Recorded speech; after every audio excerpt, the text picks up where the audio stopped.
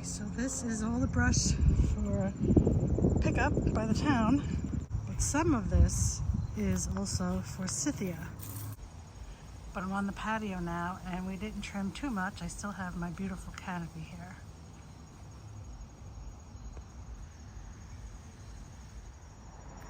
I'm going to put in a little shot here of what this walkway looked like before we trimmed the forsythia.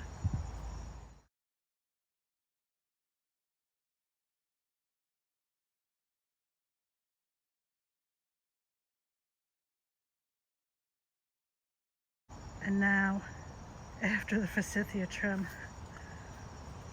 whoa, some pros and cons. The con is that I kind of lost this little privacy area, which I was calling the bistro garden. I was really enjoying this little nook, little private area, but now it's opened up quite a bit. I'm still trying to decide if I should just get rid of that forsythia altogether, and I might in the spring make that decision. But in the meantime, I want something here to enclose this area again. I moved the little white rocker to the other corner here. This is where the bistro table is. And then I spray painted that old bench and put that there where the rocker was. And I moved in a lot of containers that I had that are evergreens. I'm thinking of maybe putting them in the ground, or we're getting bigger evergreens. So we'll see. Work in progress. This walkway was this way, and I'm actually bringing it in a little bit more, or out a little bit more, whichever way you want to look at it, which gives me more planting room. That is the pro of the pros and cons. Look at all this space I have here.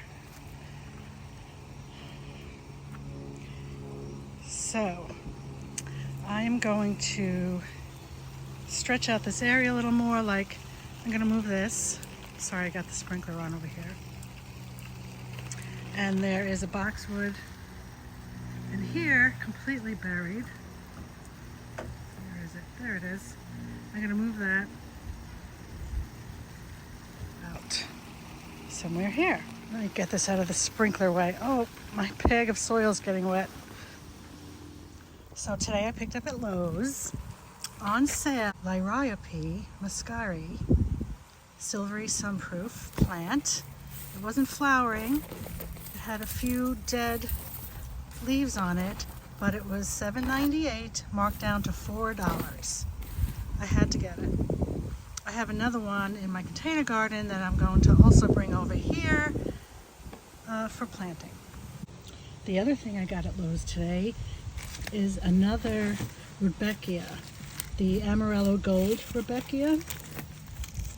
I have one already in this garden over here on the left.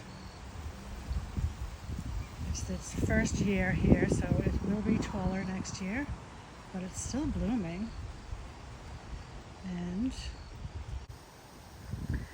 I'm going to put this other one right over here where these stepping stones are. These stepping stones are going to be removed and used as part of the border now that I have all this space here. And hopefully the soil is nice and soft under there. I'm going to put the Rudbeckia there. And I'm also going to put this beautiful pop star hydrangea over here too. This is a rebloomer, and just look how pretty these blooms are. Just gorgeous, right?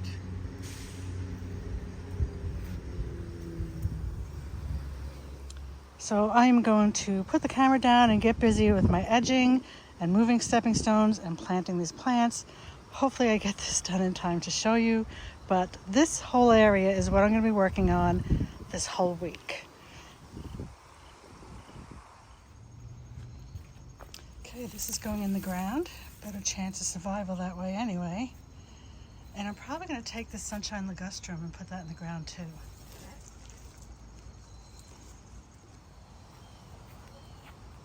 Well, it's Garden Tour Saturday, hosted by Grandma Sandy, with co-hosts myself, Pat from Pat's Garden Life, and Lisa from Growing on Vancouver Island.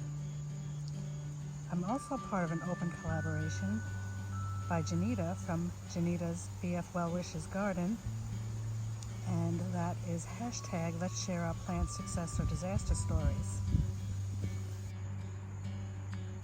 This morning, a crisp 55 degree Fahrenheit, and I think that's about 12.7 Celsius.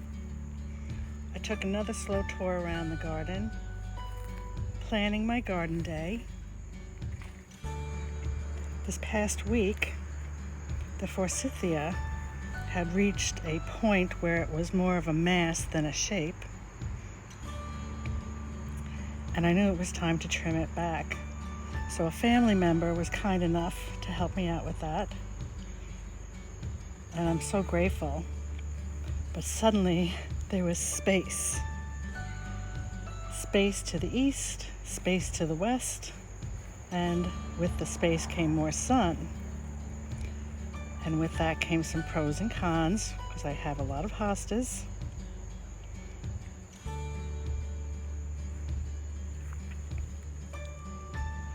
And there was a lot of space hidden beneath the overreaching branches of the forsythia.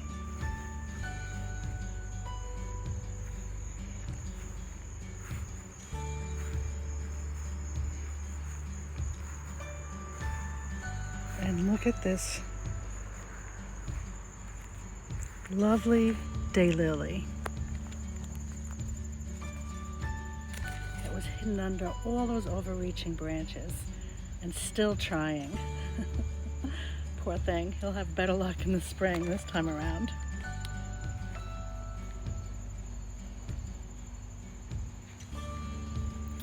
But the branches actually came way out over to this Cocosmia lucifer.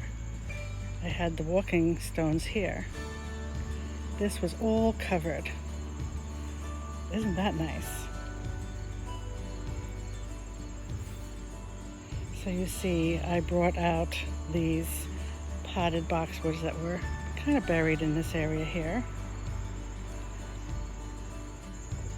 Planted the Rebecca and the $4 liriope, and the liriope that I had at the container garden by the patio, and also the pop star reblooming hydrangea. So I did have to amend the soil. The soil was pretty dry. I didn't see one worm or any bugs in this soil. So that's going to be another project, is to get this soil healthier. That was covered up for so many years. So you see, I have the Cocosmia lucifer here, and I had planted a couple of days ago, maybe a week ago even now, the Cocosmia lucifer over here. This way I'll have that splash of red. Hopefully they'll bloom at the same time from that one here to here. And this is the other Rebecca. So I'll have those two shining yellow beauties next year.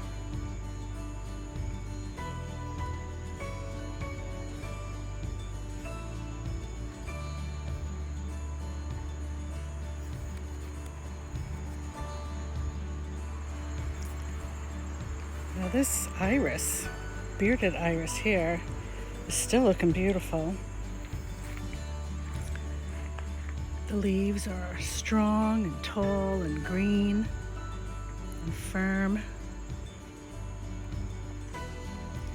When it bloomed, I cut the flower back right away, but I know it won't be long before they start to yellow and droop. I'll have to cut them back soon, but not yet. It's still 70 degrees Fahrenheit during the day, in the 70s. And the nights, they're dipping down into the 50s.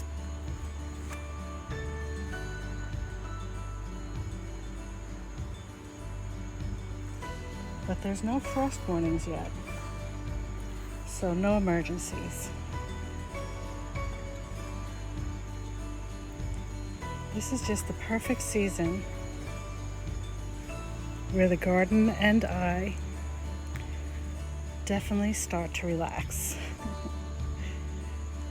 But I'm looking forward to working on this garden area. I have visions of planting bulbs for some pretty tulip displays in the spring. And we'll see together how this garden evolves.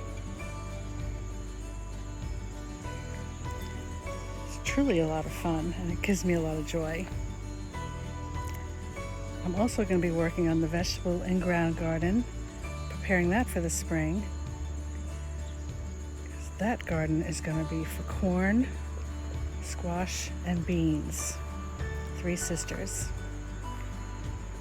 And I'll be showing you that progress too. Well, I hope everybody's having a great weekend. And I'll talk to you soon.